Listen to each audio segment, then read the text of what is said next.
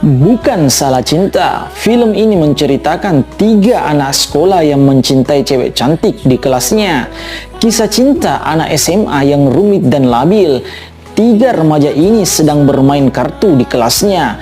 Karena bosan, tiba-tiba si Rio berdiri dan mengatakan, "Saya bosan masuk pagi, pulang sore, guru pada galak, tugasnya pada numpuk, tidak ada cewek cantik di kelas." Temannya mengatakan, "Cewek aja yang kamu pikir, nilai lu yang kamu pikir, merah semua, buset deh, bego." Tiba-tiba cewek cantik di kelasnya mengatakan, "Kalau kamu bosan, kamu ke kebun binatang saja, lihat teman-teman kamu," lalu tertawa. Lalu Rio mengatakan, "Buset deh, galak amat nih cewek." Tiba-tiba 3 remaja ini dihukum di lapangan hormat kepada bendera. Si Rio akan balas dendam yang melapor kalau mereka smoking. Ternyata